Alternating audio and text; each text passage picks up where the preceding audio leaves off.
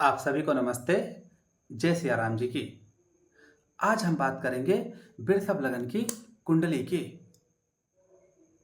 वृषभ लगन की कुंडली में लग्नेश और खष्टेश शुक्र देव होते हैं। हमने आपको शुरुआत में एक सूत्र बताया था पहले वीडियोज में कि कोई भी ग्रह अपनी मूल त्रिकोण राशि का विशेष फल करता है और त्रिकोण का मालिक सदैव ही शुभ फल ही करेगा। तो लग्नेश होने से शुक्र शुभ फल करेगा और खष्टेश होने से शुक्र को अशुभ फल करना चाहिए। लगन भाव में सामान्य राशि है, सामान्य राशि का कोई भी ग्रह सामान्य फल ही करता है और छठे घर में मूल त्रिकोण राशि तुला है शुक्रदेव की, तो शुक्रदेव यहाँ छठे घर का विशेष फल करेंगे। तो बात आती है, क्या लग्नेश होने से हमेशा शुभ फल ही करेंगे? और छठे घर में जो कि त्रिक भाव है वहां पर मूल त्रिकोण राशि तुला है, तो इस हिसाब से तो अशुभ फल ही करना चाहिए, क्योंकि कोई भी ग्रह अपनी मूल त्रिकोण राशि का विशेष फल करता है।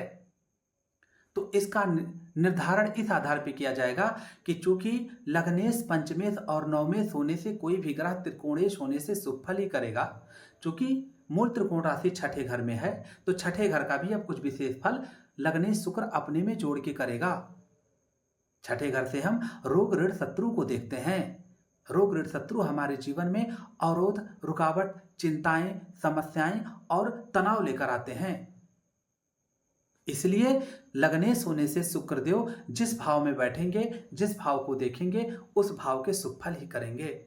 लेकिन उनमें कुछ चिंता, कुछ रुकावट, कुछ अवरोध, कुछ समस्याएं तो रहेंगी ही रहेंगी। अब ये और बात है कि शुक्रदेव किस राशि में है। शत्रु राशि, नीच राशि, मित्र राशि, स्वराशि, मूल त्रिकोण राशि, अन्य किस ग्रह के दृष्टि और युति संबंध में है, उनका नक्षत्र क्या है, इसका विश्लेषण करना लगन कुंडली पर निर्भर करेगा। दूसरे और पांचवें घर का स्वामी वृषभ लगन की कुंडली में बुध देव होते हैं। पांचवें घर में मूल त्रिकोण राशि कन्या पड़ती है, इसीलिए निर्विवाद रूप से बुध देव पांचवें घर का त्रिकोण का विशेष फल करने से शुभ फल ही करेंगे। दूसरा घर धन का भाव है, पांचवा घर त्रिकोण का भाव है, यानी कि बुध देव यहाँ पर लक्ष्मी स्थान और धन स्थान के दोनों स्वामी हैं। तो आर्थिक दृष्टिकोण से बुध देव यहाँ पर अकेले ही धन योग का निर्माण कर देंगे, चाहे अन्य किसी ग्रह का संयोग पाएं या दृष्टि युति का ना पाएं।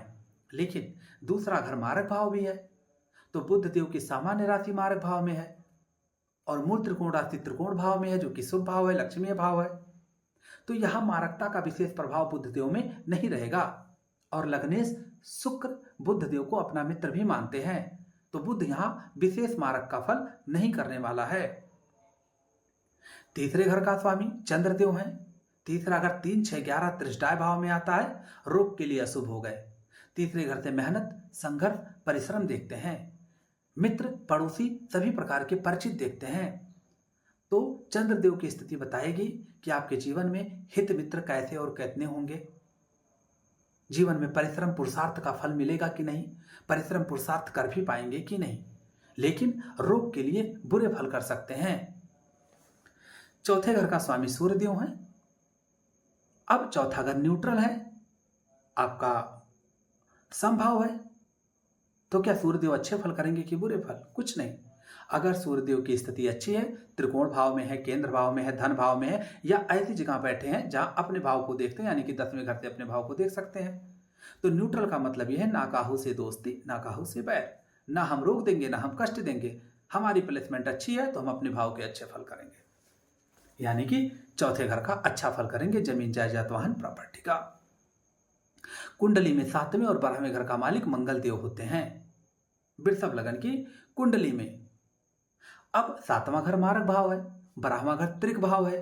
12वें घर का स्वामी कहता है आप हमारी दूसरी राशि को देखें किस भाव में है। मंगल देव की यहां दूसरी राशि वृश्चिक राशि 7वें भाव में मारक भाव में है, तो मारक भाव के स्वामी को मार्केश कहते हैं। 12वां घर व्यय का है, हानि का है, खर्चे का है, तो मंगल देव यहां पर रोग के लिए बुरे फल करेंगे, खर्चे को बढ़ाने वाले होंगे।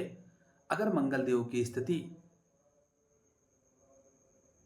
7वें घर से बन जाए तो व्यापार व्यवसाय में कुछ उन्नति हो सकता है, नहीं तो मंगल देव यहां खर्चे के मालिक होने से, मारक भाव के भी मालिक होने से, जहां बैठेंगे जहां देखेंगे या तो रोग को बढ़ाएंगे और या तो खर्चे को बढ़ाएंगे। विशेष राजयोग कारक नहीं है। सभी प्रकार से निष्फल फल करेंगे। निष्फल मतलब आर्थिक दृष्टिकोण से विशेष कोई अच्छा फल नहीं करेंगे। 8वें और 11वें घर का मालिक गुरुदेव होते हैं। 8वां घर त्रिक भाव है, 11वां घर त्रिष्टाय भाव है। त्रिष्टाय भाव त्रिक भाव दोनों अशुभ भाव हैं। निश्चित रूप से देव गुरु बृहस्पति यहां पर अशुभ फल करेंगे। अष्टम भाव मृत्यु का है, बड़ी बीमारी का है, दुर्घटना का है, कष्ट का है। 11वां घर छठे से छठा होने से रोग का भी है। और लग्ने शुक्र देव गुरु बृहस्पति को यहां अपना शत्रु भी मानता है।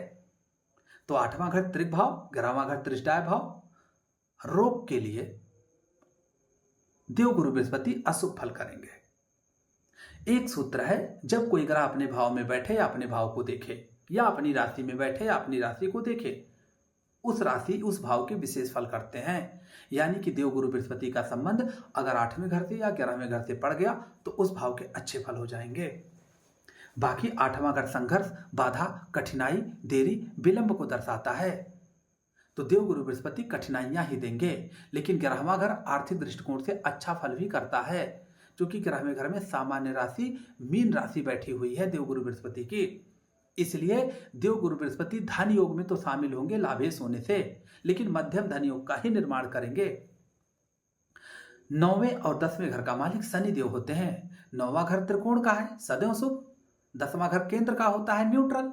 इस हिसाब से शुभ और न्यूट्रल सम, यानी कि शुभ फल ही आएगा। 9वां घर त्रिकोण भाव है, प्रबल त्रिकोण भाव है, वहां शनिदेव की सामान्य राशि आपका मकर पड़ता है।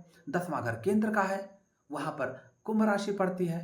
तो त्रिकोण का मालिक प्लस सम यानी कि केंद्र का मालिक इक्वल टू शुभ फल ही आएगा। त्रिकोण भाव शुभ है।